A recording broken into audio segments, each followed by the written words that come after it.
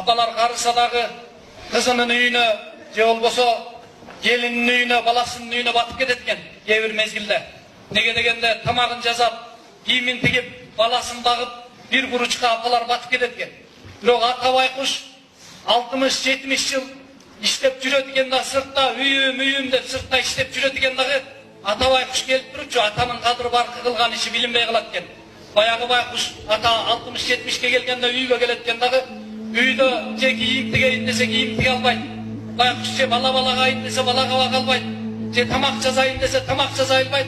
Ата байкуш үйдө оор болуп калат экен.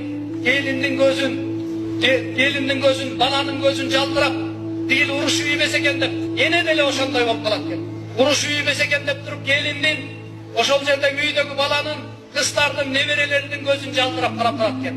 Анысы кандай Кудайым аталарды, апаларыбызды жалтыратпасын.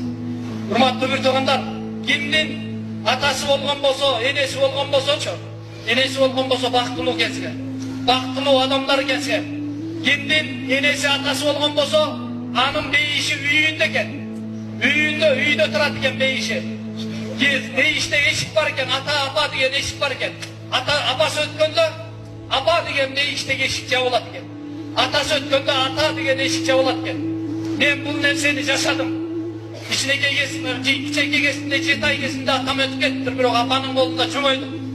Мен жашадым, апа 97ге чыкса дагычы, 97ге чыкса да байырым апа экен. Чынын айтайын, жалпы барлығымыз ойланыш керек бұл нәрседенче.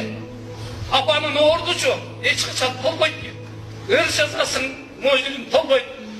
Андан кийин апанынчы, аспесе апанын жайнамазы бар го. Апанын жоолугу жетишпейт экен ал. Монеки жүрөгүндөчү түбөлүк жанагы чын экен да. Апа сүйгөндөчү, ата сүйгөндө күч менен сүйөт. Апа сүйгөндө жүрөк менен сүйөт дейт. Анан анысы кандай, апа менен биздинчи ортобузда апа менен жүрөк туташ экен. Ата менен жүрөк туташ экен. Айланайын жаштар, ол жердеги жаштар, келиндер, силерге айтабызчы, келиндер, үйүңөрдө апалар болгон болсо, аталар болгон болсо жакшы карагыла. Батасын алгыла. Силердин балким бейишиңер ошолордун батасы. Башка миң намаздарды кылсыңар мүмкүн, намаз окуба деген кеп жок, ороза кармаба деген кеп жок. Орозоңду, намазыңды карма, асылыңа бар. Бирок апаңдын батасы менен түп-түз бейишке киришиң мүмкүн да. Ошондуктан апалар кор болбосун, аталар кор болбосун. Урматтуу бир туугандар, апа бейиштин эшиги болгон болсочу, ата бейиштин неси ошол эшиктин туткасы болот экен да. Тутка менен ачып кирмейинче, тутка болбоюнча аны ачып кире албайт экенсиз. Ошондуктан урматтуу бир туугандар, могу жерде отурган аталар, апалар, силерге чоң рахмат. Бизди тарбияладыңар, өстүрдүңөр, бирок дагы эле сезбей келет экенбиз. Билбей келет экенбиз.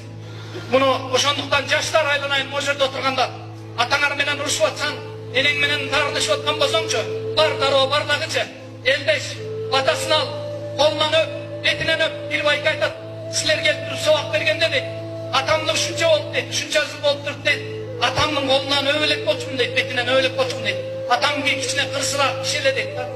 Анан силер келип да Египеттен келди, 2003, 2004, 2005-те сабак берип баштаганда ичимде күрөш баштады дейт. Ушундай күрөш башталды дейт.